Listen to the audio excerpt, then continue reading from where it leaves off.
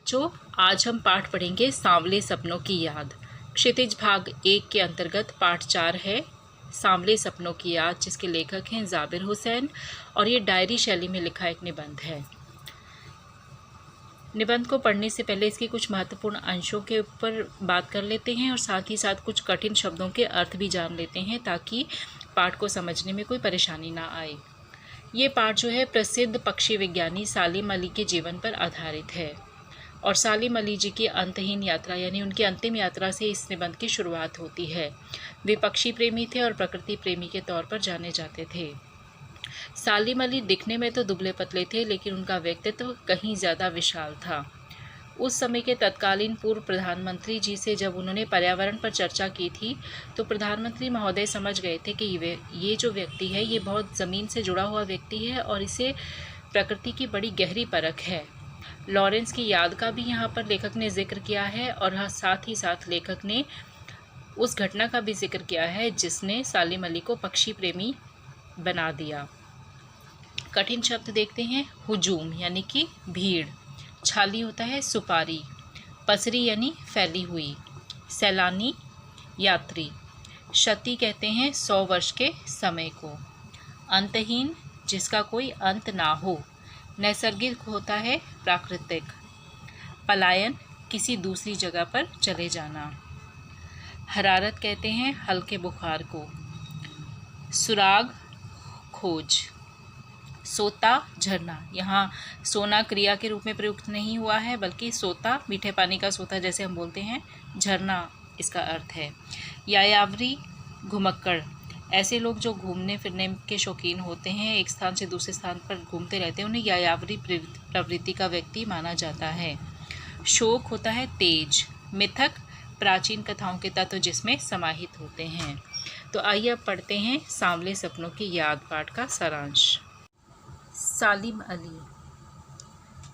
कहानी शुरू होती है सालिम अली की अंतिम यात्रा से। सालिम अली की यह अंतिम यात्रा है। सबसे आगे आगे सालिम अली और उनके पीछे पीछे सुनहरी परिंदों के खूबसूरत पंखों पर सपनों का एक झुंड सवार है। वे प्रकृति की खामोश वादियों में विलीन होने जा रहे हैं। अब उन्हें कोई नहीं रोक सकता, कोई वापस लौटा नहीं सकता।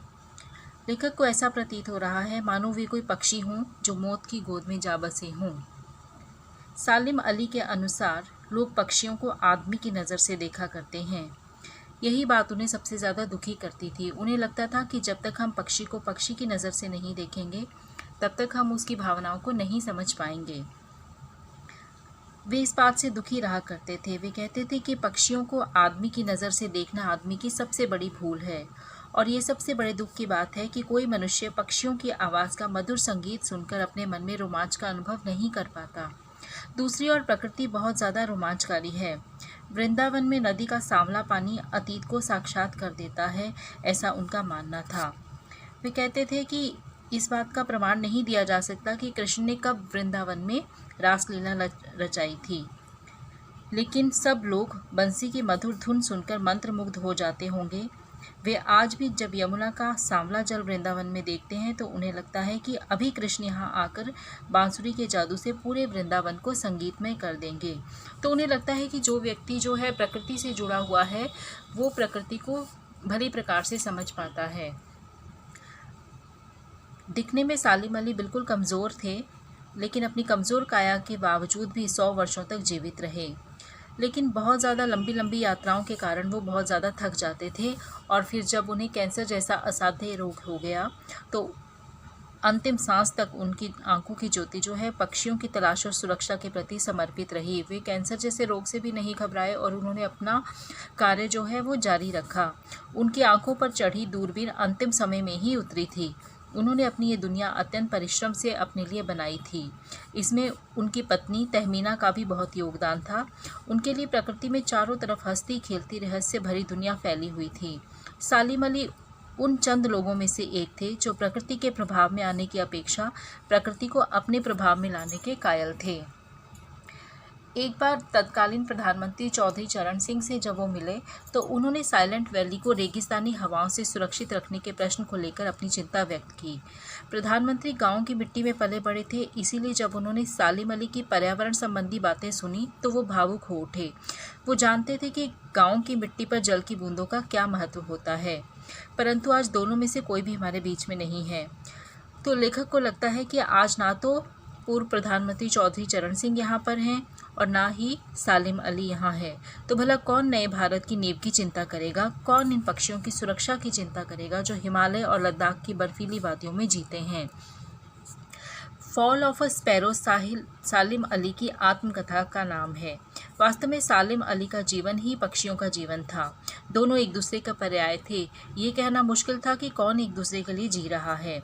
इसी संदर्भ में D.H. लॉरेंस के एक प्रसंग को लेखक ने यहाँ पर दर्शाया है। D.H. लॉरेंस की मृत्यु के बाद लोगों ने जब उनकी पत्नी फ्रीडा से अपने पति के बारे में कुछ लिखने के लिए कहा तो फ्रीडा ने ये कहकर टाल दिया कि मेरे पति को मुझसे अधिक मेरे घर की छत पर बैठने वाली गोरैया जानती है। यानी कि उनका भी स्पष्ट कहना था कि पक्षी प्रेमियों के विषय में सिर्फ और सिर्फ पक्षी ही जान सकते हैं।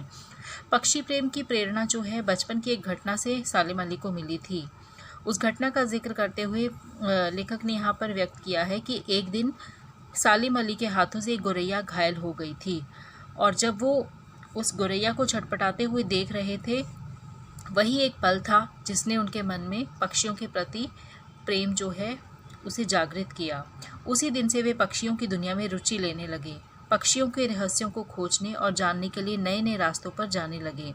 सालिम अली जीवन भर भ्रमण करते रहे और आज भी लेखक को ऐसा लगता है मानो पक्षियों की खोज में निकले सालिम अली गले में दूरबीन लटकाए अभी यहाँ पर आ जाएंगे। तो ये बच्चों, ये है सालिम अली की कहानी, जिन्होंने अपना संपूर्ण जीवन जो है वो पक्षी प्रेम और प्रकृति प्रेम के लिए समर्पित कर दिया। और जो कुछ भी इस पक्षी विज्ञानी ने पक्षियों के विषय में खोजा, जो भी जानकारी उसने जुटाई, वो समाज के लिए निश्चित रूप से बहुत ही महत्वपूर्ण है।